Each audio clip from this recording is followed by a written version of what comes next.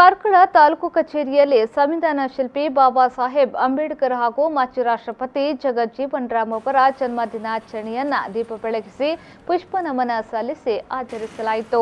ಈ ಸಂದರ್ಭದಲ್ಲಿ ಮಾತನಾಡಿದ ತಾಲೂಕು ದಂಡಾಧಿಕಾರಿ ಪುರಂದರ ಹೆಗಡೆ ಅವರು, ದೇಶವು ಮಹಾಮಾರಿ ಕೊರೋನಾ ವೈರಸ್ನ ಮುಷ್ಟಿಯಲ್ಲಿದ್ದೇವೆ।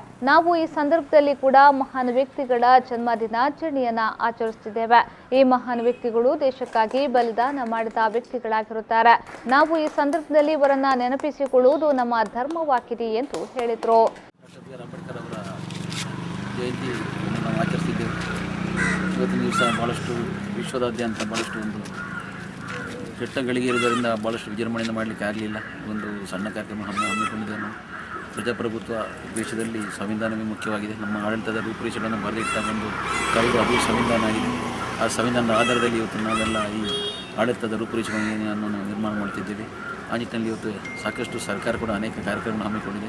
ಕೇಂದ್ರ ಸರ್ಕಾರ ಇರ್ಬೋದು, ರಾಜ್ಯ ಸರ್ಕಾರ ಇರ್ಬೋದು, ದೀನದಲಿತರ ಮತ್ತು ಬಡವರ ಮತ್ತು ಮುಖ್ಯವಾಗಿ ಪರಿಶಿಷ್ಟ ಜಾತಿ ಮತ್ತು ಪರಿಶಿಷ್ಟ ಪಂಗಡದವರ ಎಲ್ಲ ಏಳಿಗೆಯಾಗಿ ಸಾಕಷ್ಟು ಯೋಜನೆ ಹಮ್ಮಿಕೊಂಡಿದೆ। ಅದೇ ರೀತಿಯಲ್ಲಿ ಡಾಕ್ಟರ್ ಬಿ ಆರ್ ಅಂಬೇಡ್ಕರ್ ಅವರು ಬರೀ ಪರಿಶಿಷ್ಟ ಜಾತಿ ಮತ್ತು ಪರಿಶಿಷ್ಟ ಪಂಗಡದವರು ಮಾತ್ರ ನಾಯಕರಾಗಿಲ್ಲ, ಇಡೀ ನಮ್ಮ ದೇಶದಲ್ಲಿ ವಿಶ್ವ ಮಾನವನಾಗಿದ್ದಾನೆ। ಎಲ್ಲ ಜಾತಿ ಜನಾಂಗದವರಿಗೆ ಅವರ ಏಳಿಗೆಗೆ ಮತ್ತು ಅವರ ಏಕತೆಗೆ ಸಮಗ್ರವಾಗಿ ಪ್ರಯತ್ನಪಟ್ಟವರು ಡಾಕ್ಟರ್ ಬಿ ಆರ್ ಅಂಬೇಡ್ಕರ್ ಅವರು। ಈ ಸಂದರ್ಭದಲ್ಲಿ ತಾಲೂಕು ನಿರ್ಮಾಣಾಧಿಕಾರಿ ಡಾಕ್ಟರ್ ಮೇಜರ್ ಹರ್ಷ, ಪುರಸಭೆ ಅಧಿಕಾರಿ ರೇಖಾ ಶೆಟ್ಟಿ, ಅರಣ್ಯ ವಲಯಾಧಿಕಾರಿ ಚಂದ್ರಕಾಂತ್, ಕಂದಾಯ ಇಲಾಖೆ ಅಧಿಕಾರಿ ವಿಜಯಕುಮಾರ್, ಅಣ್ಣಪ್ಪ ನಕ್ರೆ, ಗೋವರ್ಧನ್, ಅಶ್ಫಾಕ್ ಅಹಮದ್, ರಮೇಶ್ ಜರಿಗುಟೆ ಉಪಸ್ಥಿತರಿದ್ದರು।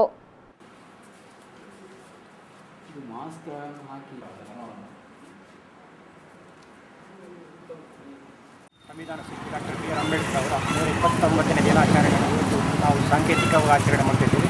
ಯಾಕಂತೇಳಿದರೆ ಈಗಿನ ಪರಿಸ್ಥಿತಿಯಲ್ಲಿ ದೇಶವು ತುಂಬ ಸಂಕಷ್ಟದಲ್ಲಿದ್ದರಿಂದ ವಿಜೃಂಭಣೆಯಿಂದ ಆಚರಿಸಲು ಯಾವುದೇ ರೀತಿಯ ನಮಗೆ ಅವಕಾಶಗಳಿರುವುದಿಲ್ಲ। ಆದ್ದರಿಂದ ಸಾಂಕೇತಿಕ ಆಚರಿಸುವುದರೊಂದಿಗೆ ಎಲ್ಲರೂ ನಮ್ಮ ಬಿ ಆರ್ ಅಂಬೇಡ್ಕರ್ ಅವರ 129ನೇ ಜನ್ಮದಿನಾಚರಣೆಯನ್ನು ಭಕ್ತಿಪೂರ್ವಕವಾಗಿ ಆಚರಿಸಬೇಕಂತ ಕೇಳಿಕೊಳ್ಳುತ್ತಾ ಈ ಕಾರ್ಯಕ್ರಮದಲ್ಲಿ ಭಾಗವಹಿಸಿದಂಥ ನಮ್ಮ ತಾಲೂಕು ದಂಡಾಧಿಕಾರಿ ತಹಶೀಲ್ದಾರ್ ಸಾಹೇಬರು, ಹಾಗೆ ಮುಖ್ಯಾಧಿಕಾರಿ ಅವರು, ಹಾಗೆ ಇಒ ಸಾಹೇಬರು ಮತ್ತು ಸಮಾಜ ಇಲಾಖೆ ಅಧಿಕಾರಿಗಳು ಹಾಗೂ ಈ ನಮ್ಮ ಪುರಸಭೆ ಸದಸ್ಯರಾದ ಅಶ್ಫಾಕ್ ಅಹಮದ್ ಮತ್ತು ನಮ್ಮ ದಲಿತ ಬಂಧುಗಳು ಎಲ್ಲರಿಗೂ ನಾನು ವಂದನೆ ಸಲ್ಲಿಸುತ್ತಾ